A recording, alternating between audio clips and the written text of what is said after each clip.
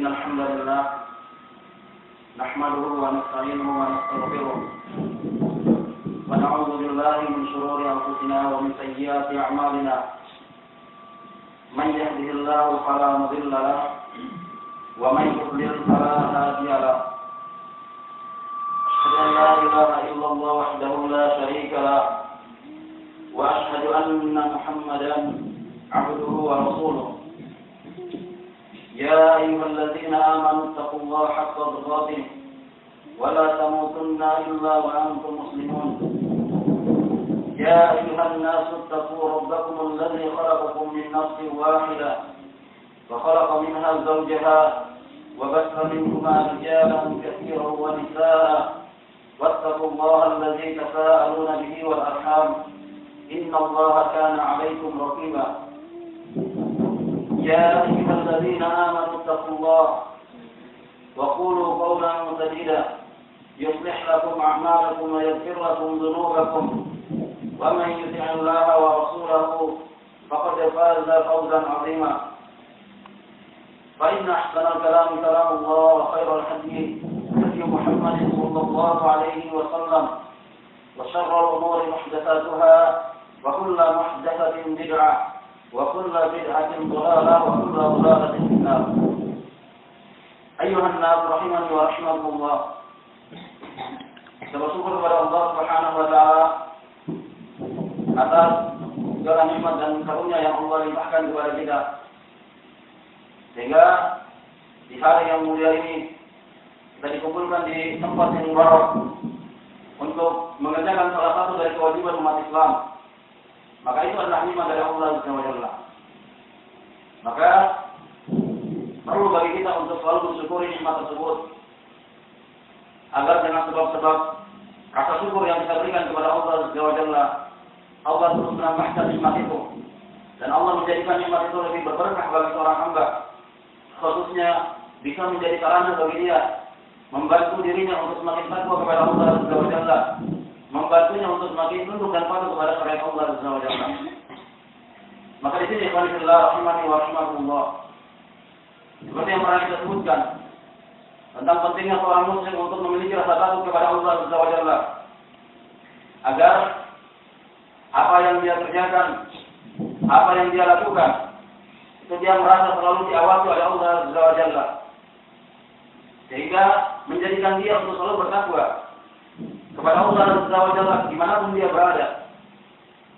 Maka oleh karena itu, di dalam kitab Allah Subhanahu wa taala menyebutkan keutamaan tentang takwa, yang mana salah satu keutamaan dari takwa tersebut Allah Subhanahu wa taala menyebutkan sebagai bentuk sebab seseorang itu untuk bisa masuk ke dalam surga Allah Subhanahu wa taala. Allah menyebutkan tentang rasa takut kepada Allah Subhanahu wa taala. Itu adalah sebab yang paling utama yang bisa menjadikan seseorang hamba dimasukkan ke dalam surga Allah, dijadikan orang-orang yang dicintai di sisi Allah Subhanahu wa taala. Maka di antara poinnya yang perlu kita perhatikan, sebagaimana kata Allah Subhanahu wa taala, "Wa liman khafa maqama rabbih jannatan." Di dalam surah Ar-Rahman kata Allah Subhanahu wa taala, dan bagi orang-orang yang dia memiliki rasa takut kepada Rabb-nya, jannatan, maka Allah akan memberikan dua surga baginya. Dan di dalam surah An-Naziyah kata Allah Subhanahu wa taala, "Wa amma man khafa maqama rabbih wa nahaa an-nafsa 'anil hawa, fa innal jannata hiyal ma'wa." Ada orang-orang yang dia takut kepada Rabb-nya, wa nahaa an-nafsa 'anil hawa, dan dia menahan dirinya untuk mengikuti hawa nafsunya. Ketika hawa nafsunya mengajak kepada perkara-perkara yang dimurkai oleh Allah, hawa nafsunya mengajak dia untuk terjatuh dalam perkara-perkara yang menjauhkan dia dari Allah Subhanahu wa taala, maka dia menahan dirinya sebagai bentuk rasa takut kepada Allah Subhanahu wa taala. Fa innal jannata hiyal ma'wa. Kata Allah Subhanahu wa taala, maka balasannya adalah surga Allah Subhanahu wa taala. Maka dari dua ayat ini, alhamdulillah, di dalam surah Ar-Rahman dan dalam surah An-Naziyah diberikan penjelasan oleh para ulama tentang pentingnya seorang mukmin, seorang muslim, seorang mukminah atau wanita muslimah untuk selalu memiliki rasa takut kepada Allah Subhanahu wa taala. Dia harus memperhatikan tentang keutamaannya tersebut, bahwasanya surga yang Allah siapkan itu diantaranya bagi penghuninya adalah orang-orang yang bertakwa kepada Allah Subhanahu wa taala. Oleh karena itu kata Allah Azza wa Jalla, wa amma man khafa maqama rabbih. Adapun orang-orang yang dia takut kepada Allah Azza wa Jalla, dia memiliki rasa takut kepada Allah Azza wa Jalla, dia takut tentang sikap-sikap Allah Azza wa Jalla. Fa innal jannata hiyal ma'wa. Maka Allah Azza wa Jalla akan membalaskan baginya dengan surga Allah Azza wa Jalla. Allah akan memberikannya surga. Adapun bagi orang-orang yang tidak takut kepada Allah, dia berbuat maksiat, bahkan terkadang kemaksiatannya itu dia perlihatkan di halayak umum, atau ketika dia sendiri dia bermaksiat kepada Allah Azza wa Jalla, maka janji ini tidak akan berlaku baginya. Maka penting bagi kita rahimani wa rahimakumullah, kita akan lihat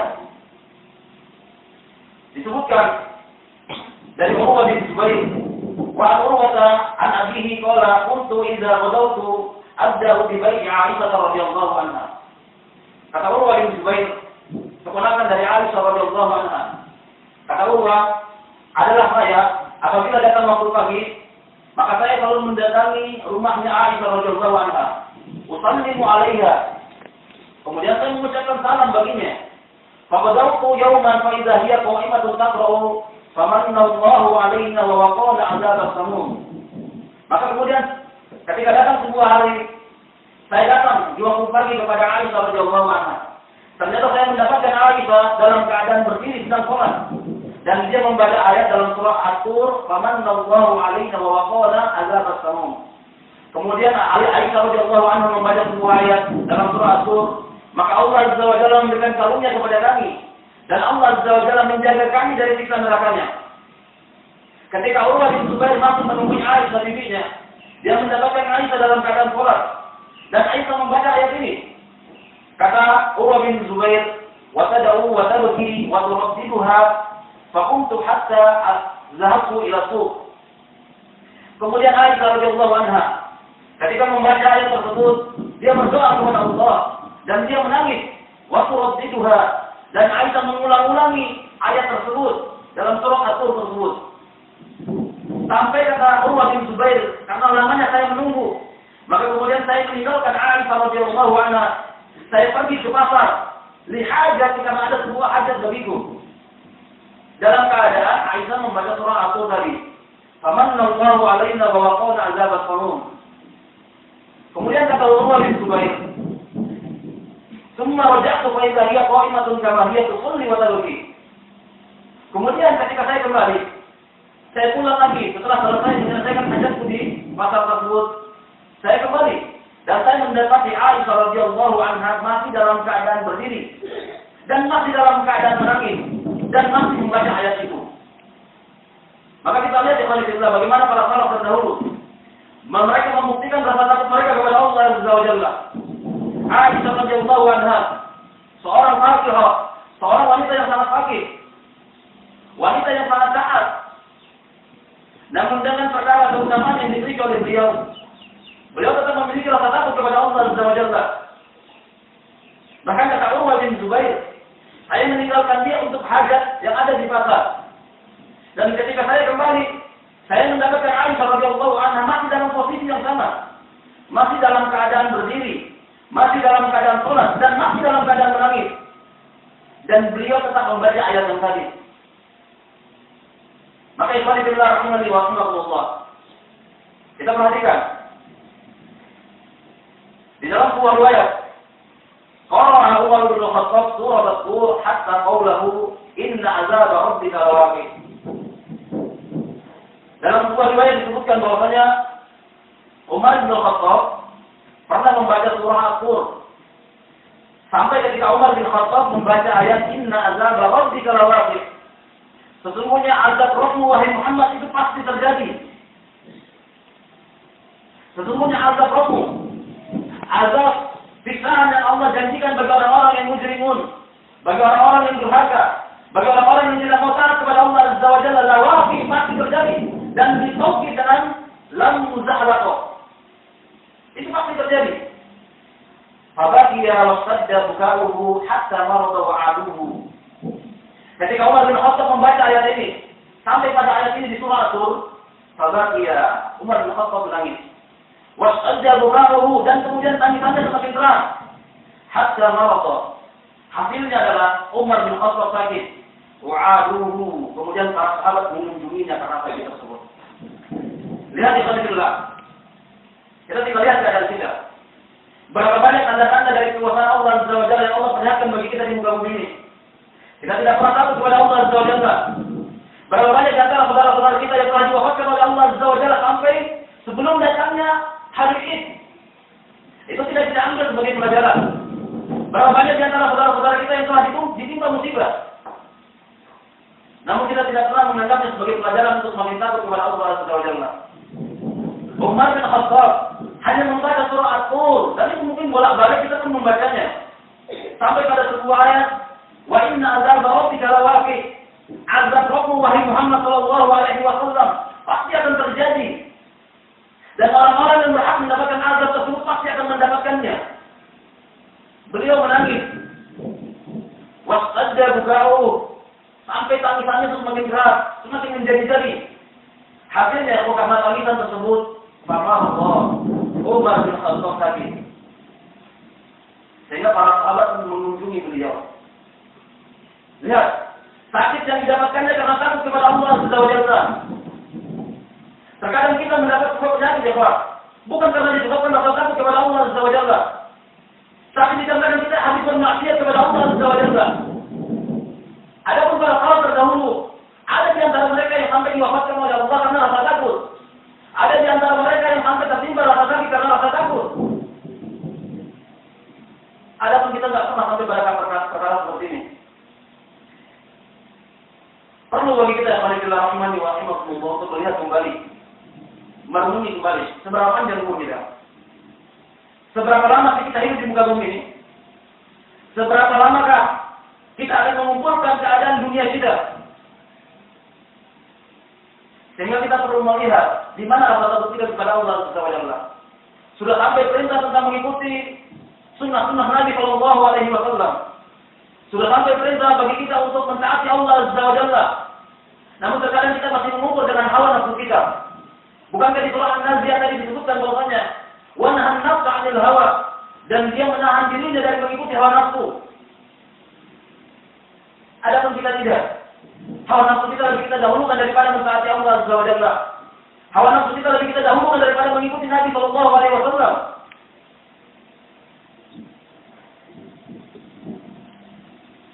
Di dalam riwayat yang lain, wahada Umar bin Khattab. Ada sebuah riwayat yang lain mengisahkan tentang Umar bin Khattab. Yaqulu law nada munadin minas samai ayyuhan nas, innakum dakhiluna al-jannata kullukum ajma'una illa rajulan wahidan. La khafitu an akuna hadha. Kata Umar bin Khattab, seandainya ada seseorang memanggil dari atas langit, wahai sekalian manusia, semua kalian masuk surga kecuali satu orang. Kata Umar bin Khattab, maka saya takut kalau ternyata satu orang itu adalah diriku. Jadi kata Umar bin Khattab, kalau seandainya ada yang memanggil dari atas langit, wahai sekalian manusia, kalian semuanya masuk surga kecuali satu di antara kalian. Kata Umar bin Khattab, yang saya takutkan satu orang itu adalah diriku. Ini keadaan beliau. Rasa takutnya sampai pada perkara itu, Pak. Padahal berapa banyak harta beliau yang beliau habiskan di jalan Allah Azza wa Jalla. Berapa banyak tenaganya yang beliau habiskan untuk membela agama Allah Azza wa Jalla. Berapa banyak waktunya yang dia habiskan untuk bersama Nabi Sallallahu Alaihi Wasallam. Sehingga kata beliau, seandainya ada yang memanggil dari atas langit, kemudian menyebutkan bahwa semua di antara kalian masuk ke dalam surga kecuali satu orang. Kata Umar bin Khattab, saya takutkan satu orang itu adalah diriku. Bagaimana kalau ucapan Umar bin Khattab ini diberikan kepada kita? Yang pengorbanan kita dalam agama tidak ada. Bahkan yang bisa kita korbankan hanya perasaan kita. Bagaimana kalau ucapan Ibnu Khattab ini diberikan kepada kita? Seandainya ada yang memanggil dari atas langit, semuanya masuk surga kecuali satu orang, maka kita pasti lebih berhak untuk mengatakan, saya lah orang yang tidak akan masuk surga. Sedangkan dengan kapasitas seperti Umar bin Khattab saja masih mengatakan bahwa saya orangnya. Maka bagaimana dengan cara kita yang masih rahimahullah? Perhatikan rasa takut kita kepada Allah Subhanahu wa taala. seperti yang telah kita sebutkan kemarin. Bukan hanya rasa takut dari ciptaan Allah Azza wa Jalla. Kita harus memiliki rasa takut kepada Allah Azza wa Jalla dari nikmat yang telah Allah anugerahkan kepada kita. Kita harus memiliki rasa takut kepada Allah. Nikmat sekarang yang kita rasakan. Bisa beribadah kepada Allah. Bisa hadir di majelis ilmu. Bisa mengikuti sunnah Nabi Shallallahu Alaihi Wasallam. Istri-istri kita bisa menutupi auratnya. Itu bisa Allah cabut. Dan terlalu mudah bagi Allah kalau ingin mencabut nikmat tersebut. Sekarang kita lihat apa yang kita miliki sekarang, apa yang kita rasakan. Kenapa kita tidak pernah memikirkan dengan rasa takut bahwasanya kalau seandainya Allah cabut nikmat ini, kalau seandainya nikmat berada di atas sunnah Nabi Shallallahu Alaihi Wasallam, bisa duduk di majelis ilmu, anak-anak kita bisa membaca Al-Quran, bisa menghafalnya, istri-istri kita bisa menutupi auratnya, nikmat itu Allah cabut. Dan Allah Maha mampu untuk mencabutnya. Berapa banyak di antara saudara kita yang dulu Nabi, yang dulu memakai jubah, memakai korban, istri-istrinya dulu menutupi auratnya dengan sempurna, sekarang telah putus. Nikmatnya Allah cabut. Poinnya kenapa ya Alhamdulillah? Karena mereka tidak bersyukur dengan nikmat tersebut. Mereka tidak berusaha untuk menjaga nikmat itu. Dan permasalahan itu juga bisa menimpa kita. Apabila kita tidak bisa bersyukur dengan nikmat itu, kita tidak bisa berusaha untuk menjaganya, maka akan datang masanya nikmat itu akan hilang dari diri kita.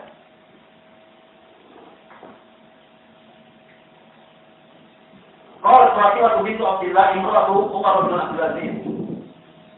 Berkata Fatimah bintu Abdullah, istrinya Umar bin Abdul Aziz, seorang khalifah yang sangat mulia, sangat bijak, sangat alim. Dia mengatakan, yaqulu bin nasi man huwa aktsaru shauman wa salatan min Umar. Kata istrinya Umar bin Abdul Aziz, banyak saya lihat di antara manusia yang mereka itu banyak berpuasa dan banyak sholat, itu banyak saya jumpai. Adapun wa ma ra'aitu ahadan ashadda khaufan min rabbih min Umar. Adapun saya belum pernah melihat ada manusia yang lebih takut kepada Allah Azza wa Jalla melebihi Umar bin Abdul Aziz di zaman itu. Adapun kalau manusia yang banyak puasanya, banyak sholat sunnahnya, banyak bersedekah, itu banyak saya jumpai, kata istrinya. Adapun kalau manusia yang paling takut kepada Allah di zaman itu, saya belum pernah melihat semisal dengan Umar bin Abdul Aziz. Karena idza shalla al-isya'a qa'ada fil masjid thumma rafa'a yadayhi falam yazal yabki hatta yadribuhu an-nawm. Umar bin Abdul Aziz kata beliau, apabila dia sholat isya, selesai dari sholat isya, dia duduk di masjid. Thumma rafa'a yadayhi, kemudian dia mengangkat kedua tangannya. Falam yazal yabki, dan dalam keadaan mengangkat tangannya berdoa kepada Allah, dia senantiasa menangis. Hatta yadribuhu an-nawm, sampai-sampai yang mengalahkan dia, yang menjadikan Umar bin Abdul Aziz berhenti dari berdoa mengangkat tangannya sambil menangis itu adalah karena ngantuk. Tidak tertahan lagi ngantuknya, baru dia berhenti berdoa sambil menangis. Dan ini diperhatikan oleh istri beliau. Kalau hanya orang yang banyak berpuasa, banyak mengerjakan sholat sunnah, banyak bersedekah, itu banyak saya lihat di zaman beliau. Adapun manusia yang paling takut kepada Allah di zaman itu, saya tidak pernah melihat ada yang melebihi Umar bin Abdul Aziz. Beliau kalau selesai sholat isya, beliau berdoa kepada Allah, mengangkat tangannya dalam keadaan menangis, dan perbuatan itu tidak akan berhenti kecuali terkalahkan oleh rasa ngantuk. Sehingga tidak ada pilihan kecuali hal seperti itu. Kemudian kata beliau, summa yartadi fala yazal yad'u rafi'an yadayhi yabki hatta tadribu aynahu. Kemudian apabila beliau terbangun, beliau senantiasa berdoa kepada Allah Azza wa Jalla sambil menangis, hatta tadribahu aynahu, sampai kedua matanya ini mengalahkan dirinya, tidak tahan lagi.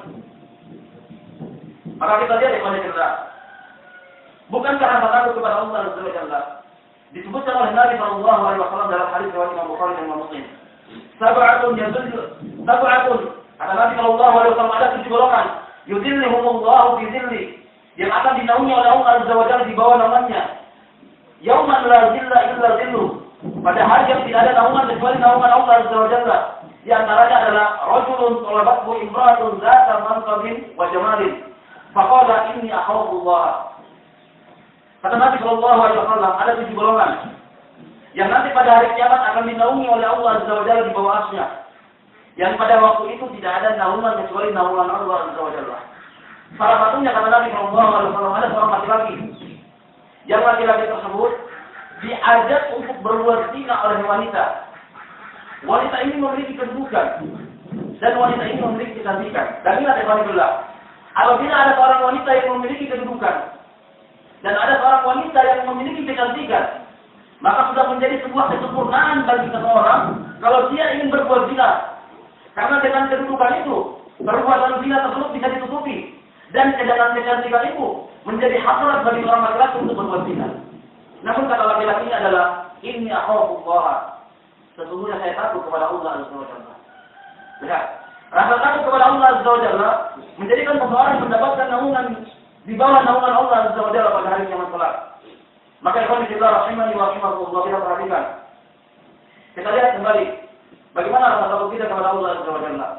Apa yang harus kita persiapkan untuk berjumpa dengan Allah Azza wa Jalla. Karena sesungguhnya setiap di antara kita yang hidup di muka bumi ini pasti akan berjumpa dengan Allah Azza wa Jalla. Pasti akan berdiri di padang mahsyar. Pasti akan berdiri di hadapan Allah Azza wa Jalla. Pada hari yang begitu panas, pada antrian yang begitu panjang, yang tidak ada makanan dan tidak ada minuman di sana. Semuanya kita menjadi mudah bagi seseorang dengan rasa takwa. Semuanya kita menjadi mudah bagi seorang hamba dengan rasa takut dia kepada Allah Azza wa Jalla.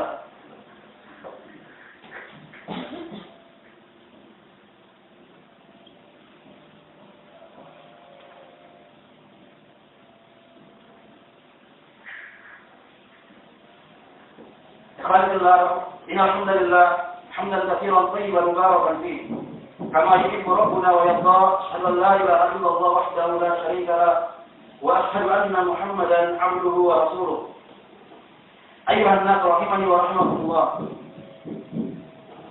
Dalam kitab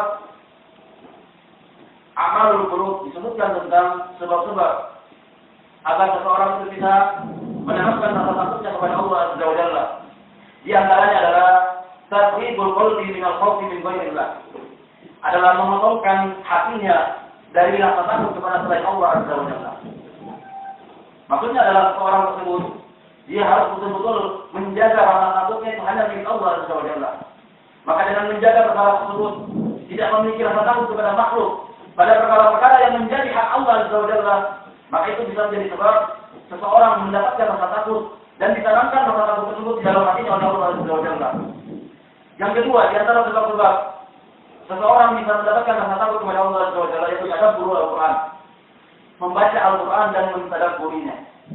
Pertanyaannya adalah, seberapa banyak lembaran Al-Qur'an yang telah kita baca? Baik di bulan Ramadan kemarin yang Alhamdulillah, ataupun setelah berlalunya bulan Ramadan. Atau jangan-jangan Al-Qur'an itu hanya kita baca di bulan Ramadan dan ketika keluar dari bulan Ramadan telah kita tinggalkan. Jadi ingat, dengan membaca Al-Qur'an, dengan mentadabburinya, berusaha untuk memahaminya, itu menjadi sebab seseorang semakin takut kepada Allah Azza wa Jalla. Kata Allah Azza wa Jalla, "Wa idza tuliyat 'alaihim ayatu zadatuhum imanan."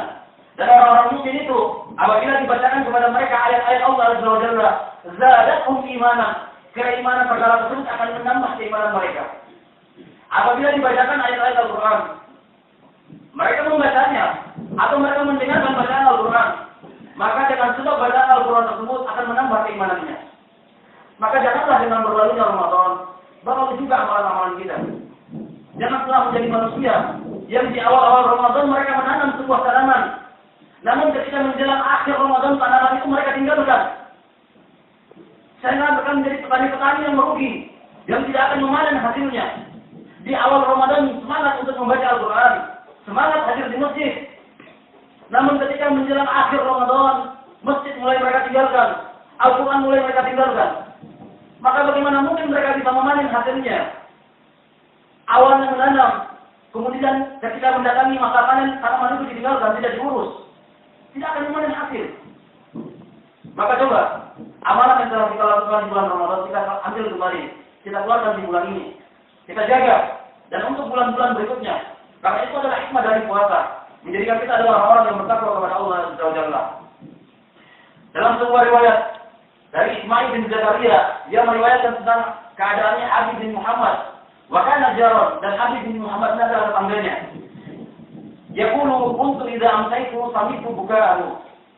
Kata Ismail bin Zakaria, para salaf terdahulu, apabila saya berada di waktu sore, saya mendengarkan tangisannya Habib bin Muhammad. Wa idza asbahtu, dan apabila saya berada di waktu pagi, saya pun mendengarkan tangisannya. Fa ataitu ahlahu fa qultu ma sya'nuhu. Kemudian karena penasaran, sebagai tetangganya saya mendatangi keluarganya.